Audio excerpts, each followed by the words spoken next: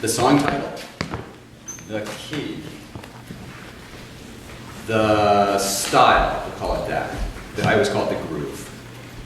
The roadmap and the tempo. And if you convey those 5 pieces of information along with your body language and your communication during the performance, you should get a really good supportive performance out of your band, out of your cats. I was telling somebody the other day they're like stray dogs looking for their alpha male, looking for their alpha. And you are the alpha. The stronger lead you can provide, the more the guys will get in line behind you. Bill, can you just repeat those 5? Sure, absolutely. Title, key, groove, roadmap, and tempo. And I'll say just like 2 sentences about each one of them. Any title, you should have a list of songs. And it should have 3 categories: songs you know cold, songs you're working on, and your wish list. And songs will move back and forth between those 3 categories, but those are the 3 basic categories. Write them down. You'll never remember them. You know, after 25 or 35 years of singing, you'll have tried thousands of songs. Maybe in the car driving to Montreal one day, you learned 7 songs, but the next day, you know, you're not going to retain them. You know, so write them down. Have them on the list so they're there. The key. That's a little harder if you don't play an instrument, but there are things you can do to, you know, if you have a keyboard or a pitch pipe or any guitar skills, or you can work with a pianist. You can hire a local pianist for an hour and say, look, I have 17 songs, I want to find out what my keys are. It's a really good way to spend.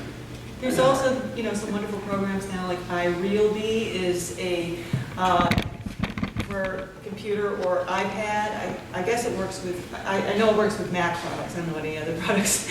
But basically, you can download charts for thousands of songs, and then you can have a rhythm section play them in any key. So you can try it in different keys. It's called iRealB, and I'll give you a demonstration. It works on iPhone, it works on different platforms. Works on the phone too. Yeah, it right? works on different phones. Yeah. Yeah. Does Band in a Box do that? I don't know about that. A lot of them should at this point. It's not a hard thing. It's just a MIDI file, you know, and it transposes. It's a simple.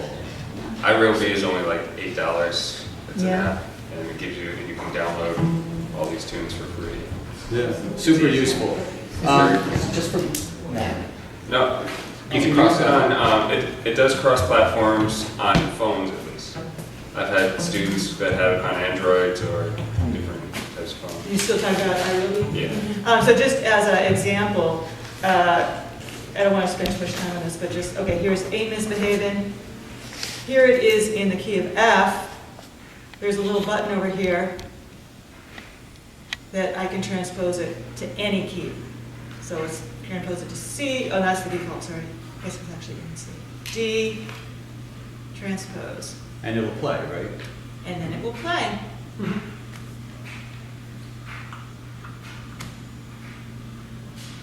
One, two. In sync with that, that's the counts you in actually, but that's it. And there's actually a place in here where you can adjust. It's got keyboard, bass, drums. You can adjust the, so right now it says jazz, medium swing, 100 quarter notes. Beats per minute. So I can adjust that. Let's see. Stop. Let's get, here's a medium upswing.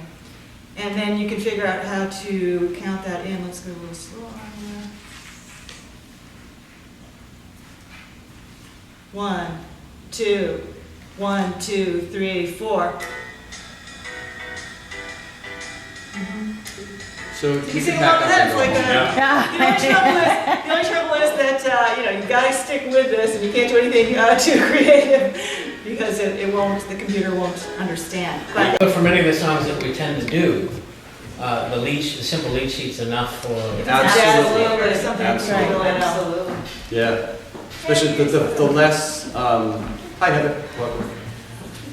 The less rehearsal you have with your band, the more having something simple in front of them is, and the less complicated arrangement you're going to tend to do anyway. You're going to do a standard type arrangement. So, So, I'm sorry, I sort of interrupted you. Key was your second thing, and you're on to 3, I think. no, I'm still on 2. Okay. I had 2 more things to say about key. So there is nothing wrong in a pickup situation with saying to the piano player, I know I ain't misbehaving, but I don't know my key. Can you help me? Which is fine. And if anybody is snarky to you, then fire them. Don't sing with them. If you've asked for help and the piano player has said, hey, you know, you should know your keys, he's out of there. Have him take a break, just sing with the bass player.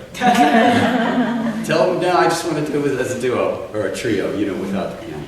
Seriously, nobody should be snarky when you ask for help. So it's okay to ask for help, but then write it down. Don't go back to him week after week and say, what key do I do? I misbehaving in? Yeah, that could be C, annoying. like last week. You know, it should be on your list, what key you do it in. Write the key down. So, and then, you know, you'll be in a restaurant in Miami one day and there'll be a piano player and all your friends will say, hey, get up and sing with this guy. And you'll say, oh, what should I do? Oh, look at my list. You know, it's helpful. The third thing is the groove. What's the rhythmic style? Is it a cha-cha? Is it a generic Latin? Is it a 5/4 mambo? Is it a medium swing, medium up? Is it a ballad? Is it a pop ballad, a power ballad? I mean, there's just 1,000 ways to describe grooves. It's good to give the guys an idea of whether it's straight eighth notes or swing eighth notes, and I won't go into the difference between the two right now. But if you need more of an explanation, send me an email or give me a call or something. It's good to give them an idea of how fast it's going to go. But you should take the time to know the difference between a bossa and a samba, you know, a medium swing and an easy swing and a ballad, you know, and an upswing kind of feel. Most of what you're going to sing is in 3/4 and 4/4. I haven't had a singer ask to sing in 5 in probably 12 years. So, but I would love it. If you want to sing in 5, let me know. I mean, intentionally in 5. I'll tell you the do you guys know the Strangers in the Night joke? We'll work on that one later. So, all right. And so that's we're in grooves. So just an idea of what the genre is, what the style is. The third thing is the roadmap. What happens when? There's an introduction, you're going to sing a chorus, there's going to be some instrumental solos, you're going to scat, there's going to be a drum break, they're going to trade 4s, then there's going to be this silence while you dance around the room, and you're going to come back in at the bridge, and then they're going to, there's going to be a fermata right before the last note, and then when you come back in, the rhythm is going to start again. You know, like what happens when? It's just the story of what's going to happen across the song. That's the roadmap. And some of that stuff will be written in a chart, but if you're looking at the iReal book chart, iReal-B, sorry, contract infringement, copyright infringement. So if you're looking at a simple chart, you're going to need to explain a little bit more about what you want to have happen, what you're going to sing, where you're going to come back in, where the solos are going to be, who's going to solo. And the last thing is tempo. I won't go into it now, but you should learn to count off the tunes. 1, 2, 1, 2, 3, 4.